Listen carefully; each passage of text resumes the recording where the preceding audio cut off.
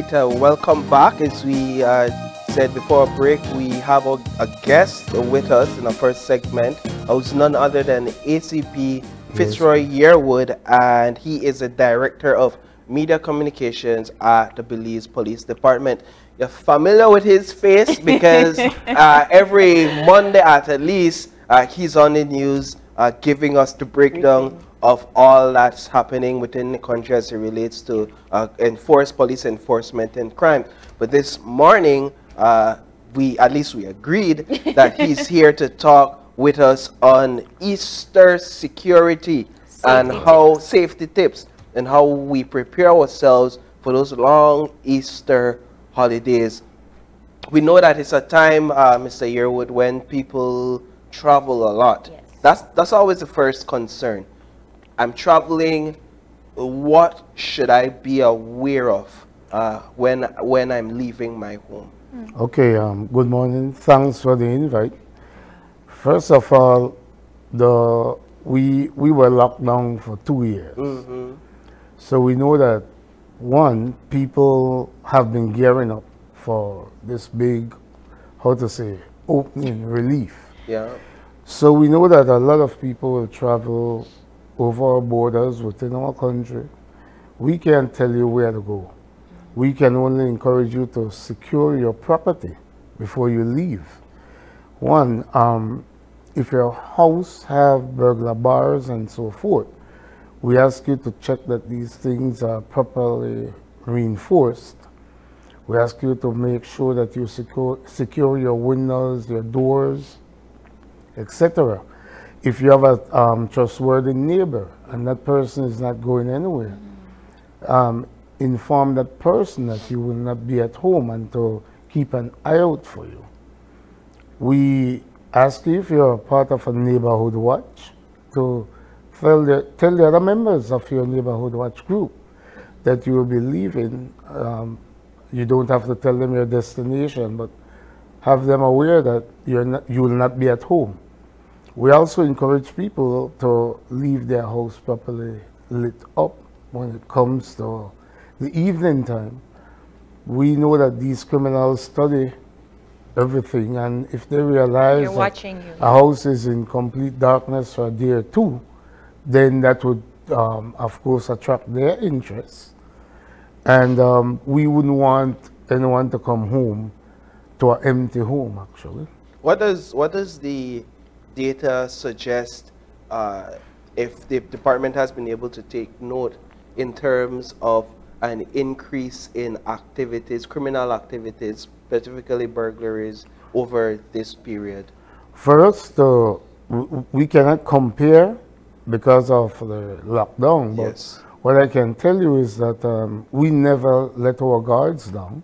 One, we know that a lot of people will be out consuming alcohol. We try to encourage people that if you're out consuming alcohol and you don't have a designated driver, to have at least use public transportation, and in some cases even walk. If you go on the islands, the Keys, or even south to Placencia and these other attractive places for the holidays, we are asking you to walk as much as possible. One, to decrease, especially when it comes to road traffic accidents.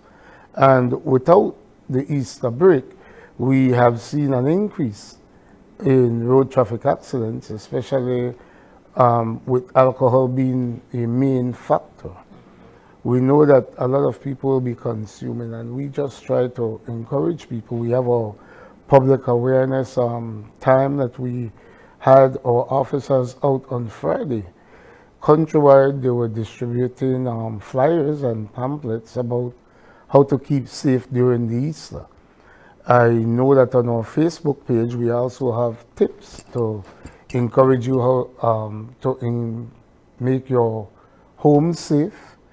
And we even give you safety tips about when traveling, especially if you're operating a vehicle. We try to discourage people from using their cell phones, especially to send these long texts.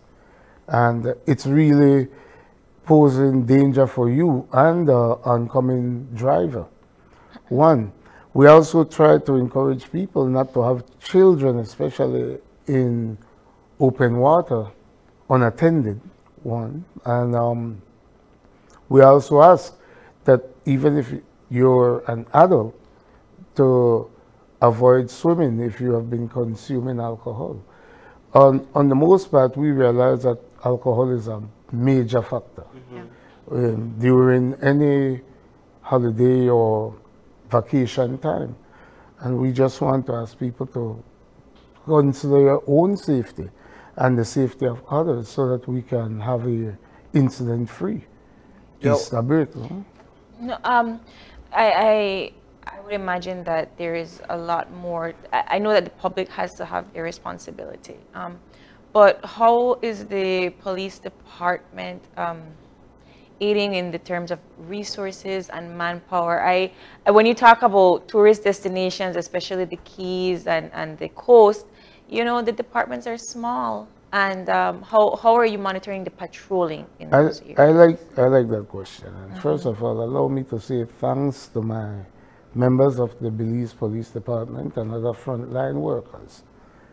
It has been a long time. It's very tedious. We didn't take a break during COVID. My officers, myself, work from Sunday to Sunday in keeping Belize safe. Every season, we have extra patrols. For the Easter, our extra patrol already kicked off. We cannot wait to put that in place on Holy Thursday. So you will see an increase of foot patrols, motorcycle patrols, even checkpoints. You will see a deeper police presence. Where we get these officers from? The woodworks. Yeah, we bring them from their offices, and then that would slow down other processes, administrative processes. That's good to know, because, you know, when we are out in the road and in public, we don't see the majority of the officers. We always assume, oh, only one or two are end up on the roadside, so not happen. And then all of a sudden during the seasonal holidays, you get to see more of them. Yes. And like you said, the resources, we have been managing with what we have, but a lot of people don't understand our police vehicles don't really park. They operate 24 hours. And sometimes I hear the public criticizing the way the vehicles look. But we try our best. The terrain in Belize is not always perfect. My vehicle knows that very well. Yeah. And just yesterday morning, I was traveling on the Philip Golson Highway, and I saw a taxi with the entire driver's front wheel broken off. So we know that, yes, we do have some good streets, but we have some bad ones. And our officers will patrol these streets 24 hours a day. You will see our specialized units come into the city and into these touristic attractions. And we are just asking the public to be nice to our officers. Not to interrupt, but you raised an interesting point when you made mention of the fact that your officers have been working throughout COVID-19 non-stop. And now here they have to sort of elevate their responsibilities to care or at least protect Belizeans for this Easter holiday, which is some 5-6 days of intense non-stop patrols, monitoring, etc. So that adds on to the stress that they just came out of, probably still in due to COVID-19. One, what are you telling your officers in terms of their interaction with citizens?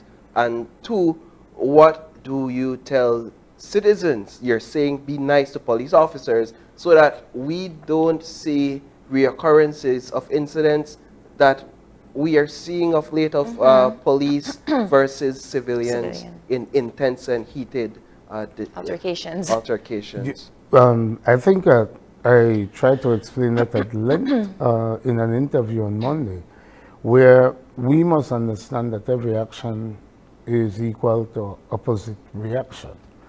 And I ask my officers to always take the easy approach. When you approach a person, you don't know what kind of day that person was having or is having, and you don't know how that person would react. I always encourage my officers and to be as professional as possible. If you realize that that person is acting in a volatile manner, step back, reevaluate the situation, and see if it's really worth it to go all the way with that person. One, if you believe that the infringement of the law is not that serious, then walk away. Allow another officer to step in and approach that person. We are only humans, and our officers come from our society. Everybody in Belize, as long as you're a member of the police department, you have some relative or the other in society. And of course, we have seen incidents where officers have been aggressive. And these officers also have family members in Belize, and we wouldn't want anything to get out of control. So we try to quell every situation as it comes along. We try to encourage the public. If the officer asks you for a search, they tell you the reason for searching, cooperate with them. And there are instances, I mean, especially during the holidays where the public is drinking, where citizens are drinking, and they may not be in a state of mind to even want to hear what the officer has to say, because we feel as if we're in right, we feel like we're in the right. When a citizen feels that way, should an officer back off? I'm asking if an officer should always avoid a situation that they know will escalate to a point where somebody might pull out a video and it look bad on them because the person is resisting. It goes right back to what I was saying just now, that you must evaluate each situation. All the situations will not be the same. And if you see that it would get volatile and you're outnumbered, the wisest thing to do is either one, call for backup assistance, or two, you walk away and evaluate and observe from a distance. The thing is, we're trying to encourage officers not to get into these back and forth. And we know that we're living in modern times where everybody device automatically makes them a professional cameraman. And everybody wants to post a video on TikTok and YouTube and all the other, Facebook, Instagram. Don't put yourself in a position to star in anybody's bad video or embarrassing video. So then that goes back to my question about resources. How is the department working towards getting something as simple as a body cam? And I know that comes with a lot more than just me asking about a body cam. But it would kind of it would shy away from these kinds of situations where, in the hands of the civilian, because they're the ones taking the video, it already looks bad on the officer. So how then do we man those resources for the police department to say, hey, this is the entire footage, this is what happened? What I like about you is you jump straight to the end. I was about to tell you about our body cams, but I like it. I like it. It's encouraging. Our officers do use body cams, and on every tour of duty, we have what you call a posting. And on that posting, it tells you exactly which officer is carrying which equipment during their tour of duty. And yes, we do have footage sometimes when these situations arise. I hope that one day we could reach the point where every officer could afford to wear a body cam, but of course, resources like you mentioned. But for the most part, especially our operations unit, we have officers using body cam 24 hours a day. I just think that for not just for the purposes of having the evidence, but it would hold them accountable, knowing that, hey, if I go do something or say something, it's right here, and this is the evidence, this is the proof that could land me in consequences, right? And when they're wearing it, they can't actually turn it off physically themselves, you know. So for the purpose of clarity, they would be, one, they would have their own evidence indeed, and two, it would show that there is no way that they can alter that tape or edit that video. So we do that, we have that. We have documentation officers where they are responsible to document everything that they do during a tour of duty. And all this information would be sent up in a real-time fashion. It wouldn't be sent up at the end of the tour anymore.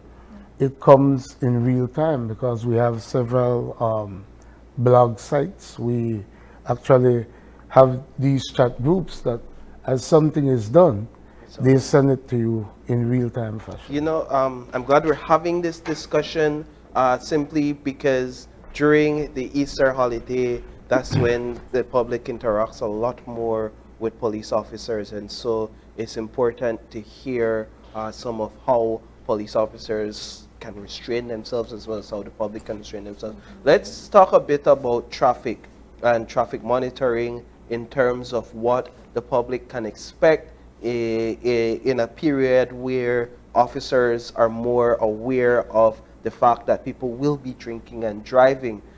Will we see an increase in police checkpoints? When you reach a checkpoint during this time, what is the expectation? Will it be any different than ordinary checkpoints? If you realize, I opened by saying drinking and driving is a no-no. We will not expect it because it's direct violation But I of the mean, law. be real. I'm being real. We will be making arrests in some cases. If you approach a checkpoint or police even see you operating a motor vehicle and consuming alcohol, we need to put a stop to it. It must be done, and we must take it seriously. So then what would... One beer could alter your blood alcohol level so bad that you could end up losing your life and costing other people their life. So when it comes to drinking and driving, it's a no-no. People could use the Yeti cup, Mr. Yearwood. You open somebody Yeti cup and search there. I like what you're saying, but remember now, when you approach a checkpoint, we would be able to know whether or not you are impaired. If you are somebody that your alcohol tolerance level is so high that you can get away with it, well, lucky you. But if you come to that checkpoint and you smell like you just step out of a brewery, then I don't expect an officer to turn a blind eye and don't do his job. What would be the consequence, or I guess the process of after you've been caught drinking and you are at a checkpoint? What would be the process of taking you in and the consequences for that? Well, you will be escorted to the nearest police station. And when you know that you will not be able to drive any at all for that day at least, and then that officer would have to do his test, take you, whether or not you cooperate in giving your blood or urine sample voluntarily, it's up to you. But the officer, we do have a process that you have to go through. And if you do not cooperate, it's on you. But our officers could detain you for up to 48 hours. Breathalyzer, is that any consideration at this time? We use that also. Like I said, we have several ways to test and verify. Let's go now a bit over to parties and social gatherings. Over the last The 2 years, mandates have as been you've lifted. rightfully said, people have felt suppressed and depressed, not impressed All oppressed, right? with how the regulations have been restricting in terms of social gatherings. And now what's happening is that we're seeing a lot of events being advertised. Now, this is just for you to reaffirm that, in fact, there is no regulation in place that prevents anyone from holding social gatherings, from holding parties, and there isn't necessarily a limit, correct? No, we don't have, well, it has been lifted, the mandate has been lifted, but it's up to you to put yourself, to protect yourself. Yeah. You wouldn't want to go into a situation knowing that there's a possibility that because of the size of that crowd, you could get the COVID virus, and then you could take that home to your family. It's up to you. You wear your mask. I still carry my mask everywhere I go. And I owe it to my parents and my children to protect myself and them from contracting the virus. We are only encouraging people that if you're out there celebrating, you do it responsibly. It's your responsibility to protect yourself. We don't need a law to force you to protect yourself at all times. Well, coming back to the large gatherings and people that are now able to host parties and so forth, are there any noise regulations and so forth? So for people that are playing loud music in a neighborhood that, you know, don't really want it, are there any reinforcements for that? We do know that loud music near a church while it's operating is still the law. We know that after midnight, you must take down the decibels of your music. Must you? Yeah, you must consider your neighbors. One, but yeah, that's after midnight or during a church service. The other thing is that when we have seen the ads, especially over the Easter weekend. Let's say, for instance, in Placencia or Kikaka, there's a nightclub. I don't want to call any names or advertise for any establishment, but we cannot just walk into these places and tell them, listen, the neighbors call, lock it off. We would encourage you to lower your music because these are establishments that depends on entertaining their crowd to make their profit. But I know for a fact, countrywide Good Friday, nowhere should be open, no alcohol establishment countrywide. Yeah, that's a good reminder for people, you know. So Good Friday, the law is the same. Yeah. Holy Thursday, Saturday, Sunday, even Monday, you can party. But I know that Good Friday, the law remains the same. You know, it's interesting with the noise when it comes to these established business places like the nightclubs and the bars. I really believe they should be in a place at this point where we have soundproofing for most of these establishments, at least a room. And I think we were advancing to that place at some point, and then we kind of digressed for some time, where you have at least one room where you play your loud music in your club, and it's like a dance floor, and then outside you could have. But what about people that are hosting parties? What about residents that are hosting parties? Like I said, the residents that are hosting parties, you have to consider your neighbors. Especially after midnight, everybody wants to be in their bed. Yeah. And if your neighbor doesn't consider you, we have 911. Yeah. I mean, dial 911, dial 922, have the police come over. Speak to your neighbor on your behalf. Speak to your neighbor too. It's a prevailing issue, that noise issue, and I don't think it's only during the Easter, but definitely during the Easter. Do you get a lot of calls? Yeah, we get a lot of calls during the day, and we are encouraging parents to monitor their children also with cell phones. These children call the 911 so many times. As prank calls, you mean? Prank calls. Wow. The things they say to our operators, you'll be appalled to hear. Really? And them using the 911 system at that time could be a time when we could save somebody's life that really needs our help. Let's go back to re-emphasize the point on swimming. A lot of time, well, during the Easter, we're already feeling the heat wave. So residents, citizens, Belizeans, they go to these water holes, they go to the river, they go to the beach, and swim. Unfortunately, we hear instances of drowning during the Easter because of the migration to the coast. I know people don't necessarily swim on Easter Friday because you don't want to turn into a mermaid, right? But other than that, what are you saying to the public to kind of decrease these incidents of drowning? Like I said, don't leave children unattended. And even you as an adult, don't go to swim alone. Don't go alone. Always have a swimming partner or swimming buddy. One, I saw a video the other day from somewhere down south where there was a crocodile in the sea.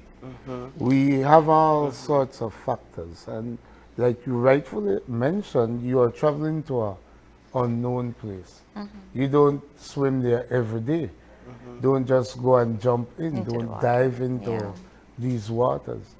Every day the bottom of these rivers shift, and we have other things like logs that come into these waters, float down the stream. These things can cause obstacles and cost you your life. Whenever you go to these places, you observe before just rushing into it. I want to go back to, we were talking about the drinking and the driving, and that it's for civilians. And, you know, I have experienced this. I'm pretty sure a lot of people have experienced this, where police officers are drinking on the job. And what would your advice be to the public for those police officers that are drinking on the job, were to stop you? What should we do? That's why we have that system again, 911. You report these officers. Every one of our vehicles have a license plate. It has certain codes on it, numbers to identify them. Report these officers. We cannot have you, the guardian of the law, breaking the law. Our job is to ensure that people don't break the law, so we shouldn't be breaking that law. Drinking and driving is a serious offense. Within the split second, it could cost you your life and lives of others.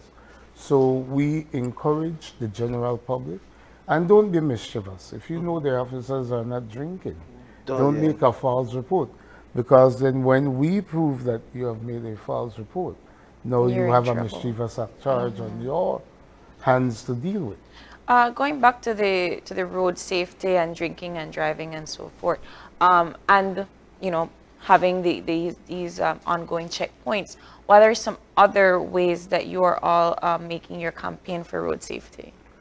Well, also we have the use of the highway patrol, not only checkpoints. We have officers that will be patrolling the entire highways and byways for the entire Easter holiday.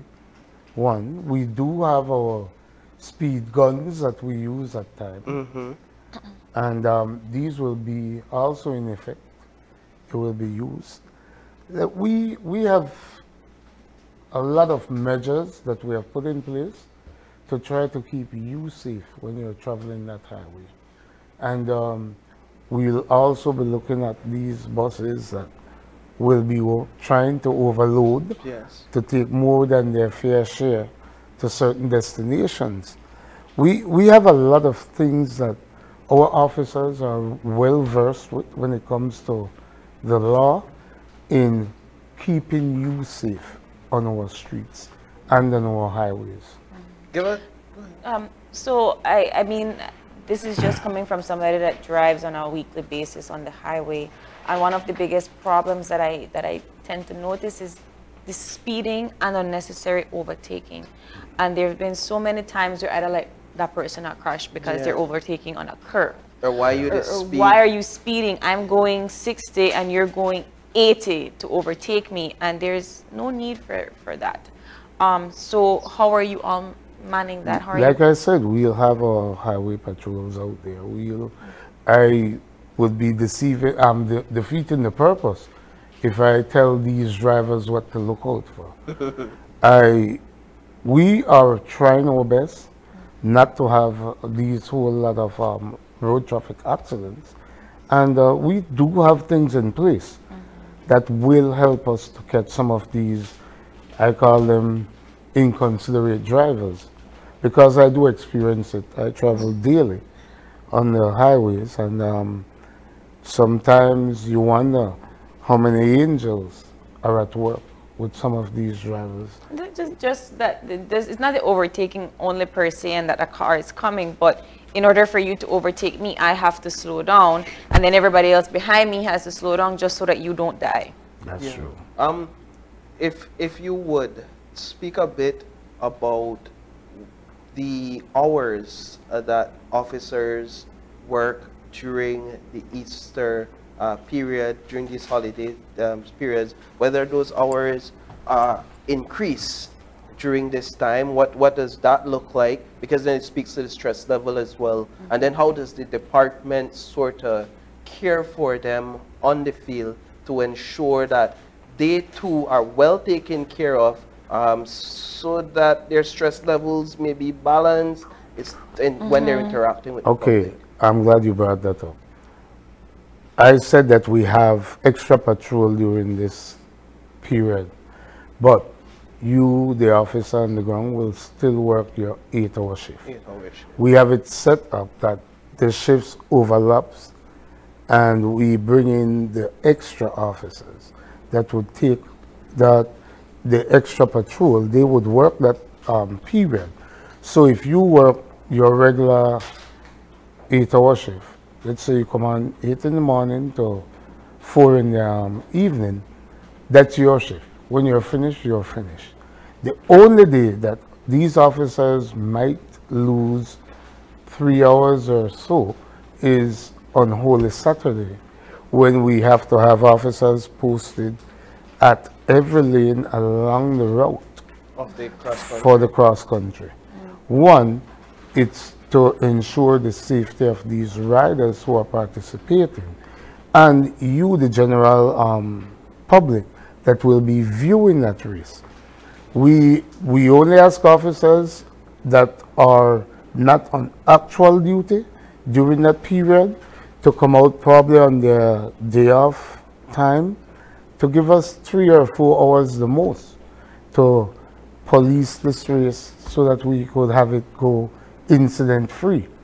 But for us to say, call you back after you have completed your 8-hour tour to do another 8 hour, maybe 4 hours, we don't do that. Because you rightfully said, the stress level is already high. So we do not try to add to that. What's the protocol for dealing with minors? So the groups of minors caught drinking, for example, in public or at little gatherings, home gatherings, with friends, but perhaps no adults around. What's the protocol for dealing with that? Well, first of all, we contact their parent or guardian. If we can't find their parents or guardians, we rely on the Human Services Department. We do have things in place to deal with minors caught committing offenses. And as a last resort, it would be that we would have to call on a GP if we can't get anybody from Human Services Department. But I can tell you that during this period, Human Services have people on call 24 hours to assist us also. Is it something you see though, where you do catch minors, high schoolers? You know, it's quite often Easter. we do. It's Easter time. Quite often we do, and especially in these areas where they believe they can get away with it. They're not in the city necessarily, necessarily, but we do look out for all these things, and you know they would try to get away with the usual excuse, oh, I don't have my ID on me. And time is quickly winding down, but I really would like you to comment a little bit more about the stop and search protocol. When and why would an officer feel the need to stop a civilian and to search them? Well, I could, in a nutshell, when you're a patrolling officers, you're deemed to know the characters that you see in your area of patrol on a daily basis. It's not a profile. We have Belize City especially divided into precincts. When you patrol your zone, you do that for an entire week. You know the people that lives in that zone. The minute you see somebody that doesn't fit into that area, it raises your suspicion level. Especially if that person keeps doing the same thing over and over. I'll tell you some instances. I see on a daily basis where you have what we know as criminal elements circling high schools at a certain time. Let's say when they're let out in the evening. If you're a police officer and you cannot identify these characters that have come in contact with the law on more than one occasion, then you don't know your job. Yeah. And people on the outside looking in don't know why you do certain things. But you as an officer should be bold enough to explain to them why you're doing it. One, if I stop you to search you, I will explain to you why I want to conduct a search. You must explain the reason for your search. You do that search. You're satisfied that that person has nothing incriminating on him. Then do not prolong the process. Let that person go on his way. You satisfied yourself. So then we don't need to go through argument and unnecessary, I would say unnecessary tormenting of that person. You got through, go ahead, have a nice day. And I hear that. Let's also be real though in saying that we do have rogue officers out there, some people that call them badman police, where don't necessarily feel the need to explain to anybody the need, their reason for searching, that just, you better make I search you, or else I will carry you down the station, or something else, whatever threat may be levied against the other person. Does a civilian have the option to object to a search if they feel that this situation is not playing out the way it's supposed to? To object to a search, it's not advisable, one. If you believe that the police has violated your right in the way he carried himself to conduct a search on you, we have the professional standards branch that really do a good job when you make that report. I know you often hear me ask people to make a formal complaint. I can tell you that our officers at Professional Standards Branch investigate a lot of allegations like these. And in some cases, we have proven that the officers may have violated these persons. And those officers are made to pay for their actions. I think this conversation could go on, and we're kind of moving into a segue, but you're here for the Easter holiday safety campaign. We're out of time. Is there anything else that you would like to advise the public on? Well, like I said, if you see a crime in progress, report it. Call 911. That person that you save may be you. Because, one, people like to say in Belize, oh, it doesn't affect me, so I won't report it. You don't know when that person will come knocking on your door. So I want to encourage everybody. I know it's a long-awaited Easter break. Please practice safety at all times. Keep yourself and your families safe. Let's get back to school afterwards and return all of our children to their teachers in one piece. I can only ask you to practice safety. All right. And don't drink and drive. Perfect. Well, thank you so much, ASP Yearwood, for coming in, talking to us a little bit about safety tips. We hope that people attain to those tips, and of course we want everybody to be safe and to come home after their holidays. But with that, we're going to take a short break, and when we return, Belize Chamber of Commerce Industry is here. Made in Belize. Made in Belize. I can't wait for that conversation. Stay tuned, live on Channel 5.